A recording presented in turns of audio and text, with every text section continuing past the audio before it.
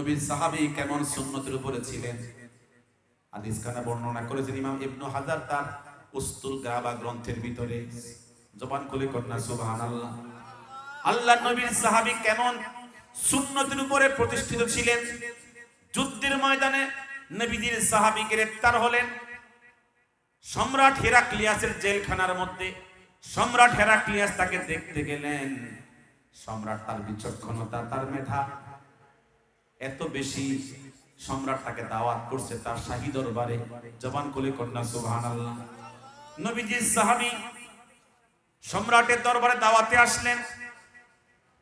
সম্রাট বলল, ইয়া আব্দুল্লাহ ইজলিস মাই ওয়া কুল মাই, আমার পাশে একসাথে বসে আমার সঙ্গে খাবার গ্রহণ করো।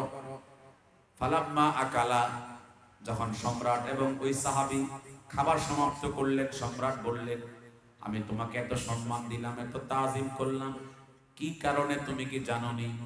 আব্দুল্লাহ তখন বললেন, মা আ'লামু শাইআ, আমি কিছুই জানি না। সম্রাট তখন আব্দুল্লাহকে বলল, বাদদেল দীনাকা ওয়াখতার দীনি, তোমাকে এত সম্মান এত তাজিম করলাম একটাই কারণ, তুমি তোমার ইসলাম ধর্ম ত্যাগ করো, খ্রিস্টান ধর্ম গ্রহণ করো। আল্লাহর নবী সাহাবী তখন বললেন, আমি এমন একজন সাহাবী এক বেলা খাবার খেয়ে তোমার খ্রিস্টান ধর্ম গ্রহণ করব, আমার ইসলাম ধর্ম ছেড়ে দিব, তুমি বুঝলা কিভাবে? জবান খুলে কন্যা সুবহানাল্লাহ। হে সম্রাট শোনো, লাউ তারাকতু দীনি আল ইসলাম, যদি আমি ইসলাম ধর্ম ত্যাগ করে ফেলি, আমার দুনিয়াও শেষ আখিরাতও শেষ। কথা কোন না? তোমার খ্রিস্টান ধর্ম গ্রহণ করলে আমার দুনিয়ার কি লাভ হবে? তখন খ্রিস্টান সম্রাট প্রস্তাব দিল, তুমি ইসলাম ধর্ম ত্যাগ করলে আতাইতুকা খামসিনা শাবাতান জামিলা, আমি তোমাকে 50 জন সুন্দরী উপহার দেব তোমার সেবা করার জন্য। নাউজুবিল্লাহ জোরে বলেন। আমি আমার সাম্রাজ্যের 3 ভাগের 1 ভাগের গভর্নরের পদ তোমাকে লিখে দেব, সবচেয়ে সুরম্য প্রাসাদ তোমার জন্য হাদিয়া পেশ করব। সম্রাটের এই প্রস্তাব শুনে আব্দুল্লাহ বললেন, আমার কালেমা কেমন কেমন মায়ার কালেমা, আমার ইসলাম কেমন গুরুত্বপূর্ণ তুমি জানো না? লাউ আতাইতানি নিসা কুল্লাহা, তোমার 50 জন সুন্দরী নয় ও সম্রাট, तमाम পৃথিবীর সমস্ত সুন্দরী আমার ডান হাতে পেশ করো। তোমার 3 ভাগের 1 ভাগের ক্ষমতা নয়, तमाम পৃথিবীর সমস্ত ক্ষমতা আমার বাম হাতে পেশ করো। তোমার একটা প্রাসাদ নয়, तमाम দুনিয়ার সমস্ত প্রাসাদ আমার পায়ের সামনে হাজির করলেও একটা সেকেন্ডের জন্য আমি আমার কালেমা ছাড়বো না। জোরে কন্যা সুবহানাল্লাহ। এই কথা শোনার পরে সম্রাট তেলে বেগুনে গরম হয়ে গেছে। জুতা নিয়ে খড়ম নিয়ে এত জোরে আব্দুল্লাহকে চর বসিয়ে দিয়েছে, গাল ফেটে রক্ত ফিনকে ফিনকে পড়তেছে। আপনারা আমাকে জবাব দেন তো, জালেম যখন জুলুম করে আল্লাহ পাক দেখে কি দেখে না? সবাই কথা কন্যা দেখে কি দেখে না? ফানাজারা আব্দুল্লাহ ইলাস সামা, আব্দুল্লাহ ইবনে হুযাফা আকাশের দিকে নজর করলেন। সুম্মা ক্বালা ইয়া রাব্বাল আলামিন উনজুর মাযা সানাআ আদুবুক, তোমার দুশমন কি আচরণ করতে একটু লক্ষ্য করো, আল্লাহ পাক দেখে কিনা? সম্রাট বলল, আব্দুল্লাহকে 40 জন যুবক ধরে উত্তপ্ত তেলের মধ্যে নিক্ষেপ করে মৃত্যুদণ্ড দিয়ে দাও। উত্তপ্ত তেল গরম হচ্ছে আব্দুল্লাহকে ঢেলে দেওয়ার জন্য। নাউজুবিল্লাহ জোরে কোন। যখন তেল উত্তপ্ত টকবক করে উতরাচ্ছিল, সম্রাট আব্দুল্লাহকে বলে, এখনো সময় আছে, কালেমা ছেড়ে দাও, না হয় তোমাকে উত্তপ্ত তেলে নিক্ষেপ করা হবে। আব্দুল্লাহ তখন জবাব দেয়, আজ্জিল তুমুনি, আমাকে তাড়াতাড়ি তেলের মধ্যে ঢেলে দাও। রাআইতুল জান্নাতা ওয়ারাআহু, উত্তপ্ত তেলের ভিতরে আমি জান্নাতের দৃশ্য দেখতেছি। আল্লাহ আছে না নাই? এখন আসেনি? শক্তি আসেনি? ওই পাওয়ার আছে কিনা? সম্রাট তখন 40 জনকে দায়িত্ব দিছে তেলের মধ্যে নিক্ষেপ করে দেওয়ার জন্য। যখন নিকটবর্তী হয়েছে, ফাদহাকা আব্দুল্লাহ দহকান শাদীদা, সেখানে গিয়ে হাসতেছে তেলের সামনে গিয়ে। এখন তাকে মৃত্যুদণ্ড দেওয়া হবে, এখন কি হাসনের সময়? সম্রাট বলছে, মান আদহাকাকা ইয়া আব্দুল্লাহ, হে আব্দুল্লাহ তোমাকে হাসায় কে? কে হাসাচ্ছে? আব্দুল্লাহ বলেন, আদহাকানি আল্লাহ, আমারে হাসাইতেছে আল্লাহ। সবাই কথা কর না, কে? ওই আল্লাহ এখনো আছে না? সম্রাট বলল, কেন হাসাচ্ছে তোমাকে? আব্দুল্লাহ বলছে, তোমার উত্তপ্ত তেলের মধ্যে নিক্ষিপ্ত হলে যারা আমাকে রিসিপশন করার জন্য আসতেছে, ওদের দৃশ্য আমি দেখে হাসতেছি। আসমান থেকে নেমে আসতেছে সুন্দরী হুরেরা। কারা বলেন তো? সুন্দরী হুরেরা। সম্রাট বলতেছে কাল্পনিক কথা বলে লাভ নাই, এখন তোমাকে নিক্ষেপ করে মৃত্যুদণ্ড দেওয়া হবে, প্রস্তুত হও। আব্দুল্লাহকে তেলের সামনে যখন হাজির করেছে, বাকা আব্দুল্লাহ বুকাআন শাদীদা, খুব কাঁদতেছে। খুব কি করতেছে? আপনারা কি কষ্ট পাচ্ছেন মনে হয়? আমাকে যে পরিবেশে দিয়ে দিয়েছেন, এই পরিবেশে আরো বাংলাদেশের বড় বক্তা বসাইলেও বয়ান পেতে পারত না। মাহফিলের কি লাগে, একটা জোয়ার আছে, একটা ভাটা আছে। আমারও মন চাচ্ছে না কথা বলার জন্য, পরিবেশ লাগে। দোয়া করে দিই নাকি? হ্যাঁ না, মন খারাপ যে আপনাদের, মন বেজার মনে হয়। বাকা আব্দুল্লাহ বুকাআন শাদীদা, আব্দুল্লাহ খুব কাঁদছে, চোখ থেকে ঝরঝর করে চোখের পানি পড়ছে। সম্রাট বলছে ইয়া আব্দুল্লাহ মান আবকাকা, তোমাকে কাঁদায় কে? এই তুমি কাঁদছো কেন? আব্দুল্লাহ বলছেন কাঁদছি কি জন্য তুমি রহস্য জানো না। সম্রাট মনে করছিল আব্দুল্লাহ তেলের মধ্যে পড়তে ভয় পাচ্ছে, এজন্য ক্রন্দন করতেছে। আব্দুল্লাহ বলছে না না, এই জন্য আমি কান্দি না। আমি কি জন্য কান্দি তুমি জানো না? তুমি কি? হে সম্রাট শোনো, ইন্নালি নাফসুন ওয়াহিদা ওয়া জাসাদুন ওয়াহিদা ওয়া আমুতু ফিহা ওয়াহিদা। হে সম্রাট তুমি জানো না, আমার জীবন মাত্র একটা, আমার শরীর মাত্র একটা। তোমার উত্তপ্ত তেলের মধ্যে নিক্ষিপ্ত হলে আমার মৃত্যু হবে একবার। কয়বার? জোরে কোন না, কয়বার? ওয়ালাউ কানাত লি মিআতু নাফসিন ওয়া মিআতু জাসাদিন তুআযাবু ফি সাবিলিল্লাহ। হে সম্রাট, আমার কালেমা কত দামি, আমার ঈমান কত দামি, আমার আল্লাহ কত মহব্বতের, আমার নবী কত মহব্বতের, আমার ইসলাম ধর্ম কত মহব্বতের। ওয়ালাউ কানাত লি মিআতু নাফসিন, যদি আমার 100 জীবন থাকতো। কয়শো জীবন? ওয়া মিআতু জাসাদিন, 100 শরীর থাকতো। তুআযাবু ফি সাবিলিল্লাহ, আল্লাহর কালেমার জন্য, আল্লাহর ইসলামের জন্য একবার একবার করে তোমার উত্তপ্ত তেলের ভিতরে 100 বার মরতে পারতাম। লাকানাত খায়রা, আমার জীবন কত বেশি দামি হয়ে যেত। এই সম্রাট আছে মাত্র কয়টা? এই একটা তোমার তেলের মধ্যে পইরা এত বেশি মজা পাচ্ছে না, এজন্য চোখের পানি। কথা বুঝতেছেন আপনারা? সম্রাট তখন ভাবছে আমারও তো ধর্ম আছে, আমিও তো ধর্ম পালন করি, কিন্তু সে কি ধর্ম পালন করে যে ধর্মের জন্য সে 100 বার মরতে চায়? আল্লাহ রাসূল বলেছেন লাওয়াদিতু আন উকতালা ফি সাবিলিল্লাহ সুম্মা উহিয়া সুম্মা উকতালা সুম্মা উহিয়া। আমার নবী বলেছেন ইসলামের জন্য, আল্লাহর কালিমার জন্য আমি মুহাম্মদ আল্লাহর পথে শহীদ হতে চাই, আবার আমাকে প্রাণ দেওয়া হবে, আমি জীবিত হয়ে যাব।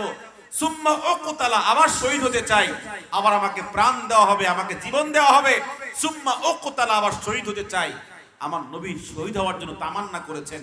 এজন্য আমার নবী বলেছেন মান মাতা ওয়ালাম ইয়াগজু ওয়ালাম ইউহাদ্দিস বিহি নাফসুহু, যে মারা গেল একটা বার জিহাদ করে নাই, একটা বার জিহাদের জন্য তার অন্তরে তামান্না পোষণ করে নাই, মাতালা শুবাতে মিনান নিফাক, সেজন্য মুনাফিক হয়ে মারা গেছে। আমরা জিহাদ করতে পারছি না, যেহেতু আমাদের দেশে মুশরিক কাফের নাই, থাকলেও আমাদের উপরে জিহাদ ফরজ হয় নাই। কি বলেন ঠিক? কিন্তু জিহাদের তামান্না, জিহাদের স্পিরিট আমাদের অন্তরে থাকতে হবে কি হবে না? জিহাদের তামান্না থাকতে হবে, না হলে মুনাফিকের কাতারে আমাদের নাম লেখা হবে। কথা বলেন ঠিক না বেঠিক? তো নবীজি সাহাবী বলেছেন যে যদি আমার 100 প্রাণ থাকতো, তাহলে আমি 100 প্রাণ আমার ইসলামের জন্য এই উত্তপ্ত তেলে নিক্ষিপ্ত হয়ে আমি দিতে পারতাম, আমার জীবনটা অনেক দামি হয়ে যেত। জোরে কোন সুবহানাল্লাহ। সম্রাট বলল ঠিক আছে, এই শাস্তি প্রয়োগ করে তোমাকে বেঈমান করা যাবে না, এমন শাস্তি তোমার জন্য হাজির করব যাতে তুমি বাধ্য হয়ে ইসলাম ধর্ম ত্যাগ করে খ্রিস্টান ধর্ম গ্রহণ করবে। 40 জন গভর্নর নিয়ে বসলেন, কি পরীক্ষা দিলে বেঈমান হবে। একজন গভর্নর প্রস্তাব দিল, আমাদের সাম্রাজ্যের সবচেয়ে সুন্দরী, সবচেয়ে রূপসী, সবচেয়ে যুবতী নারীকে আব্দুল্লাহ ইবনে হুযাফার সাথে 1 মাস নির্জন কোন ঘরের মধ্যে রেখে দেন, তাহলে এই সুন্দরীর সাথে 1 মাস থাকতে থাকতে জেনা, ব্যভিচার, গুনাহ, পাপাচার করে করে যখন ঈমান আমল নষ্ট করে ফেলবে, তখন সে কালেমা ছাড়বে। খ্রিস্টান ধর্ম গ্রহণ করবে। এই পদ্ধতি অনুযায়ী সবচেয়ে সুন্দরী, সবচেয়ে রূপসী, সবচেয়ে যুবতী নারীকে 1 মাসের জন্য আব্দুল্লাহর সঙ্গে নির্জন ঘরে যখন ঢুকায়া দিল, ফালাম্মা আমাদার শাহরু, মাস যখন চলে গেছে, কি গেছে বলে, 1 মাস যখন চলে গেছে, সম্রাট আব্দুল্লাহকেও ডাকলেন, সুন্দরীকেও ডাকলেন। সম্রাট আব্দুল্লাহকে প্রশ্ন করে, ইয়া আব্দুল্লাহ কাম ফাআলতা মাহা, হে আব্দুল্লাহ ইবনে হুযাফা, মুসলমানদের নেতা, তুমি সুন্দরীর সাথে 1 মাস ছিলে, এই সুন্দরীর সাথে 1 মাসে কতবার অন্যায় কাজে লিপ্ত হয়েছো? আব্দুল্লাহ তখন বলেন, লাউ কুলতু ফাআলতু মাহা লা কুলতা সাদাকতা, যদি আমি তোমাকে শোনাই তোমার সুন্দরীর সাথে 1 মাসে বহুবার অন্যায় কাজে লিপ্ত হয়েছে, তখন তুমি বলবা সত্য কথা বলেছো। আর যদি তোমাকে বলি মা ফাআলতু শাইআ, এই সুন্দরীর সাথে 1 মাসের ভিতর আমি একটা বারও তার দিকে নজর করে দেখাই নাই, লা কুলতা কাযাবতা, তখন তুমি বলবে আব্দুল্লাহ মিথ্যা কথা বলেছো। আমার বিষয় আমার কিছু বলতে হবে না। আলাইকা আন তাসআলাল মারআতাল্লাতী কানাত মাই, আপনি জিজ্ঞাসা করেন ওই সুন্দরীকে, যে সুন্দরী আপনার দলের লোক, ঠিক কি না? খ্রিস্টান নারীকে জিজ্ঞেস করেন আমার চরিত্র কেমন, সে ভালো করে জানে। তখন সম্রাট বলছে, এই সুন্দরী বলো, এই আব্দুল্লাহ তোমার সাথে 1 মাসে কতবার অন্যায় কাজ করছে, অন্যায় অপরাধ করছে? তখন সুন্দরী বলে, ইয়া সাইয়্যিদি, ও আমার সম্রাট, ও আমার বাদশা, আরসালতানি ইলা বাশার আম ইলা হাজার আম ইলা শাজার, সম্রাট আমাকে আপনি থাকতে দিয়েছেন 1 মাস, এটা কি মানুষ নাকি পাথর নাকি গাছ? 1টা মাস তো আমার সাথে ছিল, সে একটা বার আমার দিকে নজর করেও তাকায় না। এত আস্তে বলেন সুবহানাল্লাহ। কুল্লামা খাতাউতু আমামাহু মা সামিতু মিনহু ইল্লা কাওলা লা ইলাহা ইল্লাল্লাহু মুহাম্মাদুর রাসূলুল্লাহ, লা ইলাহা ইল্লাল্লাহ, বলেন লা ইলাহা, লা ইলাহা ইল্লাল্লাহু মুহাম্মাদুর রাসূলুল্লাহ। সুন্দরী বলছে, কুল্লামা খাতাউতু আমামাহু, এই যুবকটাকে আকৃষ্ট করার জন্য, আমাকে ভোগ করার জন্য, আমার দিকে আকর্ষিত করার জন্য কি পরিমাণ চেষ্টা করেছি, সকল চেষ্টা আমি কি হয়েছি, ব্যর্থ হয়েছি। কুল্লামা খাতাউতু আমামাহু মা সামিতু মিনহু ইল্লা কাওলা লা ইলাহা ইল্লাল্লাহ, যতবার চেষ্টা করছি অতবার ব্যর্থ হয়েছি। 24 ঘন্টা যুবকের নজর ছিল মাটির দিকে, আর যুবক পড়েছে কালেমা লা ইলাহা। সম্রাট তখন বলছে, মা রাআইতু আহাদান মিসলাকা, তোর মতো এত ভালো মানুষ আমার জীবনও দেখিনি। খ্রিস্টান সম্রাট কে বলেন?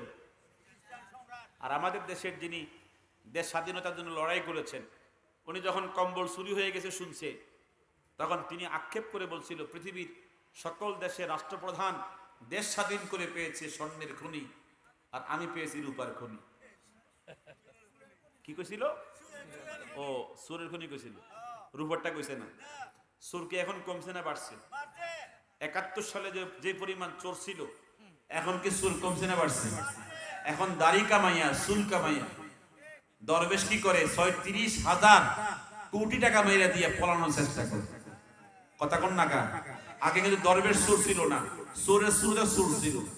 এখন এমন সুর বাড়ছে, দরবেশের সুরের দূর ছিল। সরকারের উপদেষ্টা কি ছিল বলেন? সরকারের উপদেষ্টা। 36,000 কোটি টাকা, 1 কোটি না 2 কোটি না। আল্লাহ আমাদেরকে হেফাজত করছে, জোরে আমিন বলে। লগে মনে হয় আরেক মন্ত্রী ছিল, আমাকে দললে কি লাভ হবে, উনিও তো আছে। কথা কোন হেরে দৌড়ায় দিছে, অথচ মোমেন বিপদে পড়লে কি করে, আরেকজনকে বাঁচায় দেয়। আর এরা বিপদে বললে কি করে, ধরায় দেয়। মুনাফিকের লক্ষণ। কথা কোন ঠিক কিনা? আরেকজন তো বলতো আমরা পালাই না, উনি আগে পালাইছে। কথা কোন, উনি কি আগে পালাইছে। একজন তো বলতো খেলা হবে, ঢাকার পাশে এক মন্ত্রী নাকি এমপি ছিল, খেলা হবে, খেলোয়াড় কই, মাঠ কই, রেফারি কই, কেউ কেউ মাঠে আছে? আল্লাহ হেদায়েত করছে, দেশ থেকে পলাই গেছে। আমরা দোয়া করি দেশে আসুক, বিচারগুলো হওয়া দরকার আছে। বিচার কি হওয়া দরকার আছে, আশা করি বিচার হবে। যাবে কইয়া? ইনশা বিচার হবে, পরিবেশ তৈরি হচ্ছে ইনশাআল্লাহ। দোয়া করবেন তো ইনশাআল্লাহ। যাই হোক, সম্রাট তখন বলছে কি আশ্চর্যের বিষয়, তোর মতো এত চরিত্রবান আমি জীবনেও কাউকে দেখি। সম্রাটের ওজির আলা, প্রধান গভর্নর বলছে, বাদশা আপনি যে পদ্ধতি অবলম্বন করছেন এতে তাকে বেঈমান করা যাবে না। আপনি শোনেন, 3 মাস শুকুরি গোশত দিয়া, মদের বোতল দিয়া এক জায়গায় আটক রাখেন, ক্ষুধার কষ্টের উপর কোনো কষ্ট আছে? ক্ষুধার কষ্ট যখন সে নিপতিত হবে, মদ পান করে আর শুকুরি গোশত খাইয়া ঈমান আমল যা জমাইছে সব হারাবে, তখন সে কালেমা ছাড়বে, খ্রিস্টান ধর্ম গ্রহণ করবে। নাউজুবিল্লাহ জোরে বলেন। বাদশা কহ আমার বুঝে ধরছে, ঠিক আছে, শুকুরি গোশত দিয়া রাখো আর মদের বোতল দিয়া রাখো। আব্দুল্লাহকে মদের বোতল থেকে মদ পান করবে, এরকম ইমানদার নাকি? শুকুরি গোশত খাবে 1 দিন 2 দিন 3 দিন, 1 ফোঁটা মদ, 1 টুকরা গোশত উনি গ্রহণ করেনি। তো তিনি বলছে, আল্লাহ মরলে যেন হালাল পথে মরি, আর যদি বাঁচিয়ে রাখতে চাও আমি এগুলো খেয়ে বাঁচতে চাই না, আমি হালাল খেয়ে বাঁচতে চাই। তুমি তো এই কথাও বলেছো, আল্লাহ ওয়ামাইয়াত্তাকিল্লাহ ইয়াজআল লাহু মাখরাজা, আল্লাহর ভয় যার কলিজার মধ্যে আছে তুমি তার জন্য দুনিয়ার সমস্ত দায়িত্ব হাতে নাও এবং তাকে এমন স্থান থেকে রিজিক দাও সে কল্পনা করতে পারে না। কথা কোন ঠিক কিনা? আমি হারাম খাইতাম না, মরলে হালাল পথেই মরবো, আর বাঁচলে হালাল খেয়ে বাঁচবো। সিদ্ধান্ত নিতে হবে আমাদের, আল্লাহ বাঁচলে হালাল খেয়ে বাঁচবো, হারাম পথে এক কদম যাব না। ঠিক কিনা বলে? দেখেন 3 দিন পরে আল্লাহর দয়া হয়েছে, জিবরাইল জান্নাতি খাবার দিয়ে আমার নবীর দোস্ত সাহাবীকে বাঁচায় রাখো। জোরে করে সুবহানাল্লাহ। তো খাচ্ছে জান্নাতি খাবার, কি খাচ্ছে বলেন? তো সম্রাট বলছে 3 দিন তো চলে গেছে, দেখো তো আব্দুল্লাহ কি করছে, একটু দেখে আসো। তো সৈন্যবাহিনী এসে বলে, কি আব্দুল্লাহ তুমি কি করছো? তো দেখছি চতুর্পাশে জান্নাতি খাবার, মালা আইনুন রাআত ওয়ালা উযুনুন সামিআত, এই খাবার চোখেও দেখে নাই, কানেও শুনে নাই। বাচ্চার কাছে গিয়ে বলে, বাচ্চা দিলাম শুকুরি গোশত আর মদের বোতল, কথা কয় এগুলো তো খায় নাই, বরং এমন খানা খাচ্ছে জীবনে আমরা কি করি নাই, খাবার দেখিও নাই, জিন্দেগিতে শুনিও নাই। বাচ্চা তখন বুঝতে পারছে তার সাথে কানেকশন কার সাথে? আল্লাহর সাথে। এটাকে ডেকে নিয়ে আসো। ডেকে বাচ্চা তার সামনে হাজির করছে, ইয়া আব্দুল্লাহ মান আতআমাকা ওয়া সাকাকা, আব্দুল্লাহ তোরে কে খাওয়াইছে, 3 দিন তোকে কে পান করাইছে? আব্দুল্লাহ জবাব দেয়, আতআমানি আল্লাহ ওয়া সাকানি, আমার মালিক আমাকে খাওয়ায় রাখছে। ওই আল্লাহ এখনো আছে না নাই? একটু হাত তুলে কোন আছে না নাই? হালাল খাবেন। নবীজিকে আল্লাহ পাক বলেছেন যে ইয়া আইয়ুহার রাসূল কুলু মিনাত তাইয়্যিবাত ওয়া আমালু সালিহ, আগে হালাল খাবেন তারপরে ইবাদত করবেন। নবী একজন না, সমস্ত রাসূলকে বলছে, হে আমার রাসূলেরা, কুলু মিনাত তাইয়্যিবাত ওয়া আমালু সালিহ, আগে হালাল তারপরে কি? নামাজ। কথা কোন? আগে হালাল খাবা তারপরে কি? আর সমস্ত ঈমানদারদেরকে বলছে, ইয়া আইয়ুহাল্লাযীনা আমানু কুলু মিন তাইয়্যিবাতি মা রাযাকনাকুম ওয়াশকুরু লিল্লাহ ইন কুনতুম ইয়াহু তা'বুদুন, ইবাদত করতে চাও এর আগে হালাল খাও। কি খাও? অতএব ইবাদত কবুল হবে না, কোনোদিন কবুল হবে না যদি আমি হারাম খাই, হারাম পড়ি, হারাম উপার্জন করি, কোনোদিন আমাদের ইবাদত বন্দেগী কবুল হবে। এই জন্য আশ্চর্য হবেন, 3 দিন পরে যখন তিনি শুনলেন আব্দুল্লাহ খাইছে জান্নাতি খাবার, তখন সম্রাট বলছে, তোমার কাছে আমি ফরাস্ত হয়ে গেলাম, তোমাকে বেঈমান করা কখনো সম্ভব হবে না, তোমাকে আমি ছেড়ে দিব, আজাদ করে দিব, মুক্ত করে দিব, তবে এই শুভ সংবাদ শোনানোর পূর্বে তুমি আমার কপালে একটা সুমা দিবা, তাহলে আমি জীবনভর তোমার সুমাকে স্মরণে রাখবো যে একটা ভালো মানুষের সুমা আমার কপালে দিছে। কথা বোঝেন না মনে হয়? বাচ্চা যেখানে আব্দুল্লাহকে মারার জন্য এত প্রচেষ্টা, এখন নিজেই কি হয়ে গেছে, আব্দুল্লাহর ভক্ত হয়ে গেছে। আব্দুল্লাহ তখন বলে ইন্নাকা নাজাসুন, আপনি নাপাক। আমার ঠোঁট কালেমা পড়াতে কি হয়ে গেছে, পাক হয়ে গেছে। এ পাক ঠোঁটে আপনার কপালে চুমা দেওয়ার সুযোগ ইসলামের মধ্যে নাই। তখন সম্রাট বলে বুঝলাম তুমি হয়তোবা সামান্য লাভ মনে করতেছো, আমাকে চুমা দিলে তোমার সাথে যারা 300 জন তোমার সাথী সঙ্গীরা সাহাবীরা আমার জেলখানার মধ্যে আটক আছে, একটা চুমা দিবা, সবাইকে কি করবো, সবাইকে ছেড়ে দিব। আব্দুল্লাহ তখন বলছে এখন হয়তোবা যেহেতু এই লাভটা আমার ব্যক্তিগত না, এটা সাহাবায়ে কেরামদের জীবনের মুক্তির বিষয় হয়েছে, আমি দেখি আপনাকে দেওয়া যাবে কিনা, একদিন পরে আপনাকে জানাবো। একদিন পরে বুদ্ধি শুদ্ধি নিয়ে উনি বাচ্চার কাছে এসে বলতেছে ডাইরেক্ট দেওয়া যাবে না, ইনডাইরেক্ট দেওয়া যাবে। ডাইরেক্ট সুমা দেওয়া যাবে না, ইনডাইরেক্ট দেওয়া যাবে। কথা বুঝতেছেন নি? ডাইরেক্ট দিবা না কেন? ডাইরেক্ট দিলে তো আপনাকে সম্মান প্রদর্শন করা হবে, আর কোন কাফের মুশরিককে সম্মান প্রদর্শন করার সুযোগ হাদিস কোরআনে কোথাও নাই। তবে ইনডাইরেক্ট দেওয়া যাবে। তো বাচ্চাকে ইনডাইরেক্ট মানে কি? একটু থুতু দিব আগে, তারপরে গিয়া ঠোঁট লাগাবো। আমি থুতু দিব আল্লাহর কাছে যেন বাঁচতে পারি। এই তো তার কপালে সুমা দিলি কেন? আমি তখন আল্লাহকে বলবো আল্লাহ আমি সুমা দিছি না, থুতু দিছি। আর ঠোঁট লাগালি কেন? আপনার 300 সাহাবীকে বাঁচানোর জন্য। এই সিস্টেমে আপনি রাজি নেই, দিবাজে যেন কেউ না বুঝে। কথা কয় না, দিবাজে কেন কেউ। তো বাচ্চা কয় আচ্ছা ঠিক আছে, তুমি যেমনে কো আমি এমনি রাজি আছি।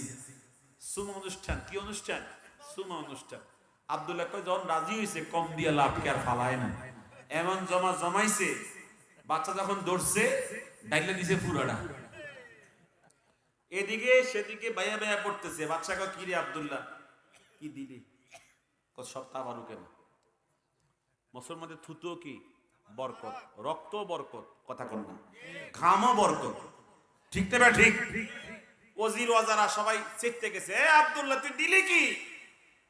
বাচ্চাকে শোনো, চেততো না, এগুলো বরকত, বরকত। তোমাদের গায়ে মাখো, জীবন পাল্টে যাবে, জীবন সুন্দর হয়ে যাবে।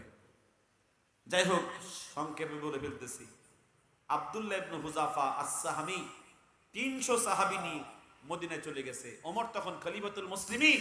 ওমর বলে আব্দুল্লাহ তুই এত সুন্দরে সহি সালামতে 300 সাহাবী নিয়ে মদিনায় চলে আসলি কিভাবে? আমি তো মনে করেছিলাম এই 300 জন সাহাবীকে হেরাক্লিয়াস রোম সম্রাট একবার সাইজ করে ফেলবে। তখন আব্দুল্লাহ বলে এত সহজে আসি নাই, কি পরিমাণ মুসিবত আমার উপরে গেছে। এই যে এতক্ষণ আপনাদের সামনে শুনাইলাম, এই মুসিবতের কথা যখন ওমরের সামনে তিনি বলেছেন, তখন আব্দুল্লাহ বলছে, ওমর বলছে ইয়া আব্দুল্লাহ ওয়াজ্জিহ জুবহাতাকা উকাব্বিলুকা আশরা মাররাত। হে আব্দুল্লাহ তোর কপাল আমার সামনে দে। হে সাহাবায়ে কেরাম, আমি এখন চুমা দিয়ে শুরু করি, তোমরা কাতারে কাতারে আইসা আব্দুল্লাহর কপালে চুমা দাও। কেন কেন? তখন ওমর বলছে কেন জানো? আমার জীবনের কোনো ইবাদত বন্দেগী যদি কবুল নাও হয়, আমার মনে টানে তোকে আমি সুমা দিলে আল্লাহ পাক আমাকে এই সুমার উসিলাতে মাফ করে দিবে। বলেন না সুবহানাল্লাহ। বলছিলাম সাহাবায়ে কেরাম সুন্নত তরিকা থেকে এক চুল পরিমাণ কি হন নাই, পিছপা হন নাই। তো সাহায্য করছেন কে? কিন্তু আমরাও এখনো বর্তমান সময়ে সুন্নত তরিকার উপরে অটুট অবিচল থাকতে পারি, আমাদেরকে সাহায্য করবেন কে? আমি আপনাদের মাঝে সুন্নতের বিষয়ে কথা বলতে চেয়েছিলাম। প্রত্যেকটা কাজে কর্মে, উঠায় বসায়, চলায় ফেরায় আমাদের জন্য আমার নবীজি সুন্নত রেখে গেছেন কিনা বলেন। কথা বলেন না। আপনি খাবেন সুন্নত আছে কিনা, কথা বলবেন সুন্নত আছে কিনা, ঘুমাবেন সুন্নত আছে কিনা, আপনি ব্যবসা করবেন, চাকরি করবেন, কৃষি কাজ করবেন, আপনি প্রবাসে যাবেন, প্রত্যেকটা কাজে আমার নবীর সুন্নত আছে কি নাই। এজন্য আমার নবী বলেছেন আমার দৃষ্টান্ত হচ্ছে ওই বাবার মতো, যে বাবা তার সন্তানকে যেরকম সকল কাজ শিক্ষা দেয়, তালিম দেয়, আমি আমার উম্মতকে প্রত্যেকটা কাজ শিক্ষা দিয়েছি, তালিম দিয়েছি। জোরে কন্যা সুবহানাল্লাহ। আল্লাহ পাক আমাদের সকলকে নবীর সুন্নাত তরিকা মতো জীবন যাপন করার তৌফিক দান করেন, যাবতীয় বিদআত থেকে আমাদের সকলকে বাঁচার তৌফিক দান করেন। সবাই জবান খুলে বলেন আমিন।